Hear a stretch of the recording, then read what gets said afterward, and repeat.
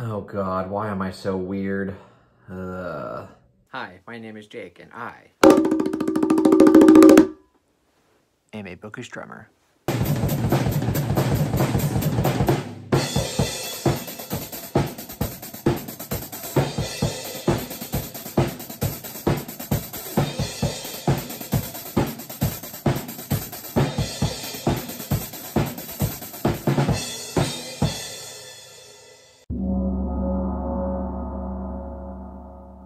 So for this video, I've been tagged by Peach from the Ponderings of Peach for the book buffet tag.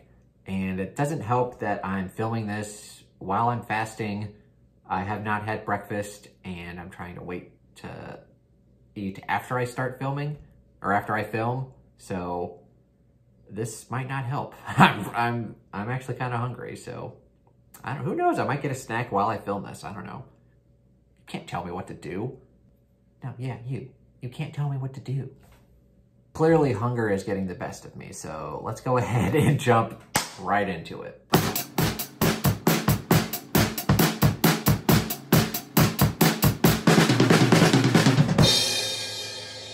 All right, so question number 1 for the book buffet tag is appetizer, a short story / novella you wish could be expanded into a full-length novel or get a novel-length sequel.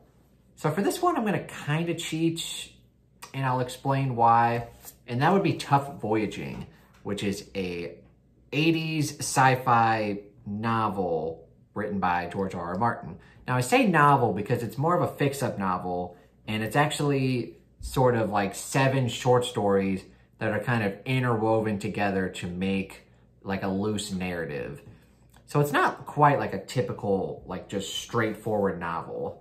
Now, George has said in the past that he would like to write more stories, including the main character of Haviland Tough, aka Tough Voyaging.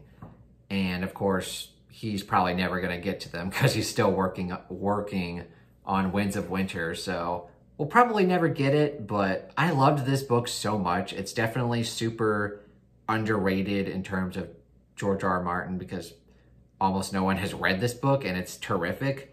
So I definitely wish, like in an alternate universe, he would have already finished A Song of Ice and Fire like years ago, and he'd be working on like the sequel to this, or like even just more short stories or novellas like in this universe. Like that would be terrific. One can wish.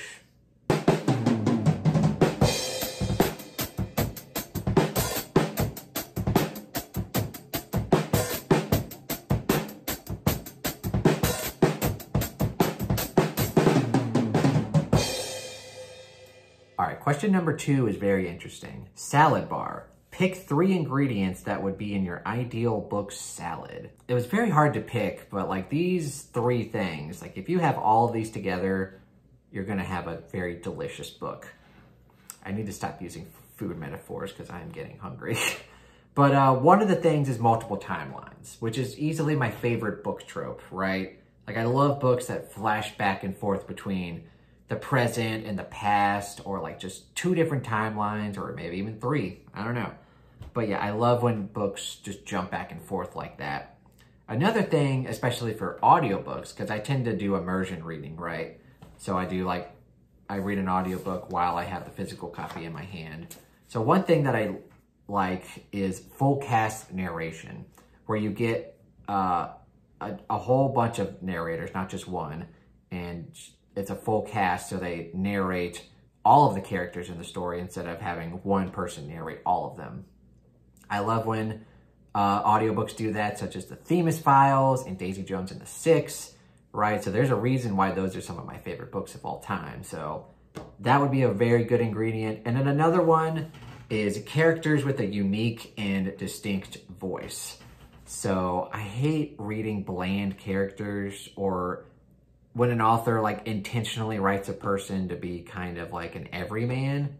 I really don't like that. I love when authors take a chance and like write a really unique character that's different than anyone that you've ever read before. So combining all 3 of those into a salad would be really good. All right, I'm getting hungry. I'm gonna go get something to eat. Breakfast burrito.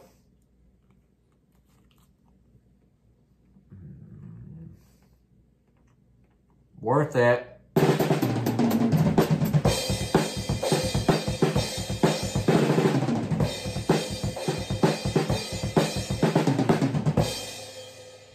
Alright, so for question number 3, Doso Station. A slim volume that packs a significant punch. I've got 2 answers for this. Night of the Mannequins by Stephen Graham Jones. Very slim volume, very good novella. Probably my favorite Stephen Graham Jones overall. 5 stars. Very, very funny. It's like a horror comedy, kind of.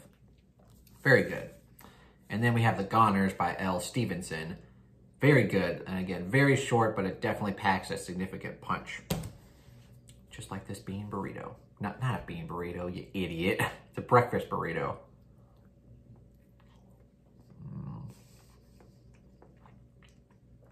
Still worth it.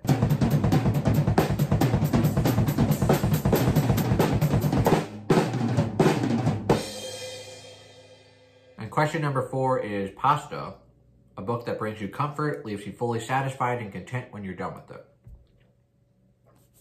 I'm gonna feel fully satisfied when I eat this burrito.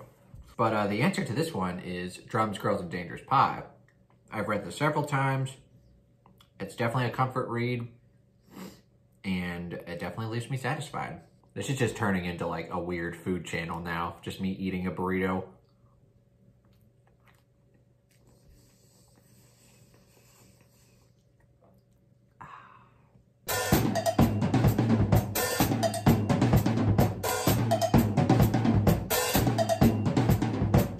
Question number 5 is Beef, and this has a lot of options. A book that is hearty, whether it's long, fills you up with gooey warmness, or was just a slog to get through. So I'm going to go with the last option. And this is a recent read by one of my favorite authors of all time. I did not enjoy all of the book, but I enjoyed some of it. And that would be The Wind-Up Bird Chronicle by Haruki Murakami. When this book first started out, I had a really good time with it. I was reading it, or I was listening to it while I was doing yard work, and I was very much enjoying it. Problem is, it's a bit chunky. It's a chunker. It's like 600 pages when really it probably should have been like 400, 450 pages. Definitely towards the second half of the book, some of it got repetitive, and then some of it was just like, is this really necessary? So even though I did enjoy a lot of it, there's definitely some of it that was just too filling. Like I got stuffed like reading that book. More food metaphors.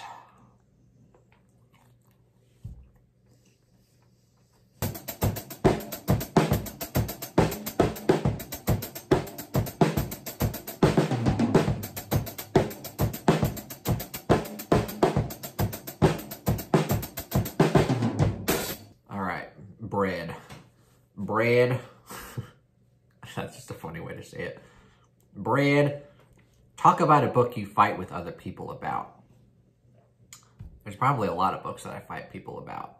But in our friend group, or in my friend group that's on my Discord, definitely something that we bicker, I wouldn't say argue about, but we definitely bicker about is Red Rising.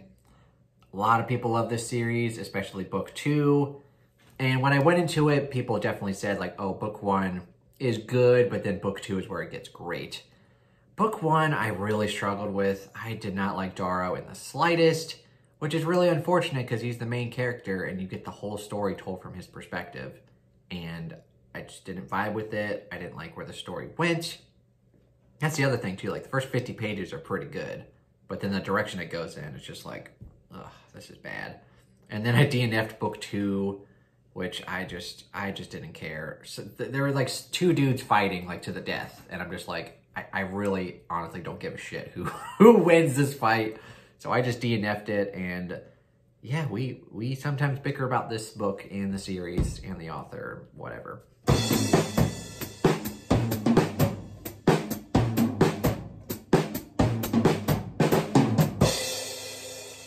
Question number 7 is Cheese Board, a book with a happy ever after ending.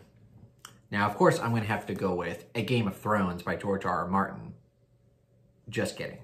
I'm actually going to go with Pet Sematary by Stephen King. Just kidding. I'm actually going to go with, and this is for real, y'all. This has just a very, very happy ending. The Fault in Our Stars by John Green. Again, I'm kidding. I don't read books with happy endings.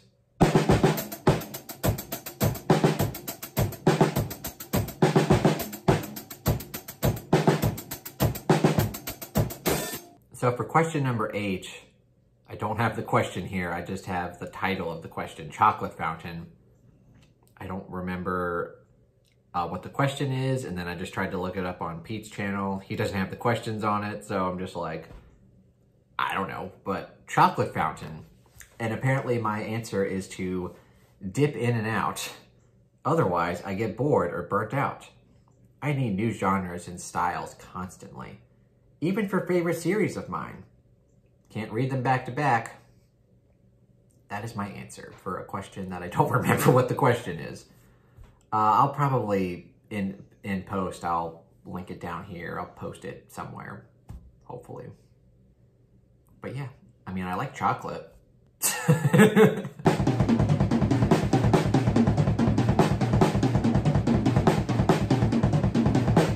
And question number 9 is not really a book-related question. It's just a typical ending question that you would typically ask at the end of a tag video.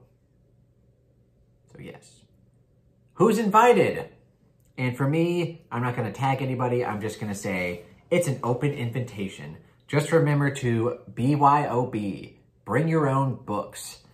All right, what did you guys think of the book buffet tag? What did you guys think of the questions? What did you guys think of my answers to the questions? Please let me know what you guys thought about this down in the comments below. And of course, if you enjoyed this video, please give it a thumbs up and consider subscribing to my YouTube channel and the Bookish Drummer Discord. And if you'd like to further support me financially, why wouldn't y'all after watching this video? Please go to my Patreon page and see what that's all about. But anyway, thank you so much for watching this very weird and like non-professional video. Yeah, I hope y'all have a good day. You better have a good day. Do it.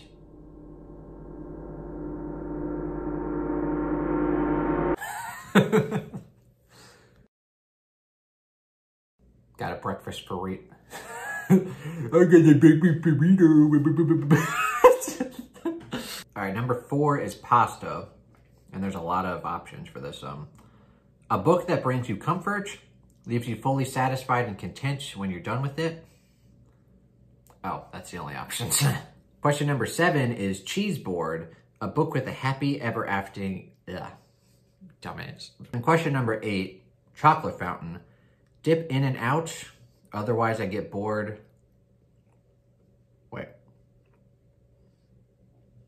What's the question? That's my answer, but where's the question? Whoops. And question number 9 is the last question in the tag. It's not really like a book-related question. It's just a stereotypical book tag ending question-y thingy. Who's invited? And for me, I'm not going to tag anybody. I'm just going to say it's an